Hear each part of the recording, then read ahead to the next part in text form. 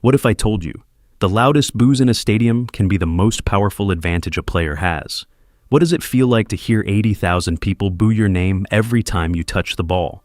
Not once, not twice, every single touch. Because tonight, you're not the hero. You're the villain of the match. It doesn't matter how good you are. In modern sports, narratives flip fast. One moment, you're celebrated. The next, you're public enemy number one. A late tackle, a controversial celebration, or a transfer to a rival club. That's all it takes.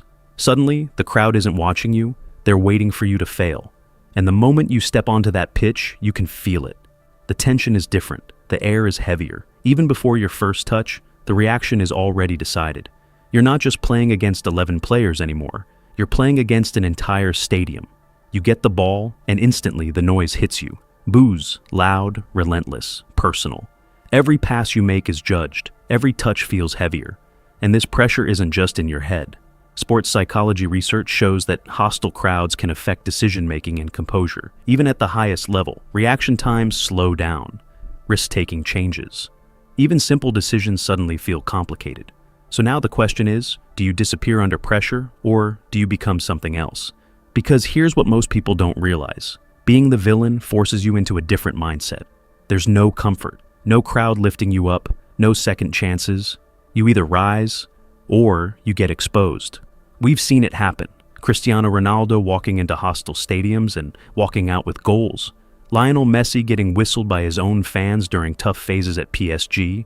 Moments where the crowd turns and the player responds. Because the villain doesn't just play the game, they change the energy of it. And sometimes it goes even deeper. Rivalries are built on these moments. One celebration in front of the wrong fans. One gesture, one stare into the crowd. Suddenly, it's not just about football anymore. It's personal. The crowd remembers.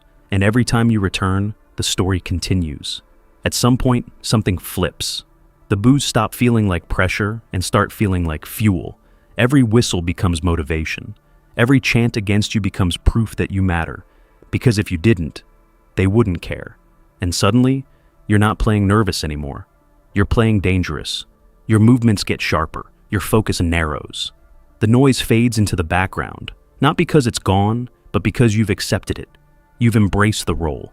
And that's when the most dangerous version of a player shows up. The one who has nothing to lose. Then it happens. One chance, one moment. Maybe it's a counterattack. Maybe it's a set piece. Maybe it's just one mistake from the opponent. You take it, you score, and just like that, silence. Not partial, not fading. Total. 80,000 people. Quiet. For a split second, the entire stadium belongs to you. All that noise, all that hate, gone. Replaced by disbelief. That's the power of being the villain. You don't just play the game, you control the story. But it's not always glory. There are nights where nothing works, where every touch is worse than the last, where the boos get louder, not quieter.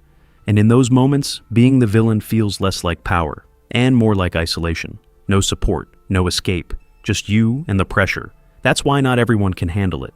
So next time you hear the boos, don't assume the player is breaking. Ask yourself this. What if that noise is exactly what they needed? What if that pressure is creating a moment in real time? Because heroes get love, but villains take over the moment and make sure you never forget it.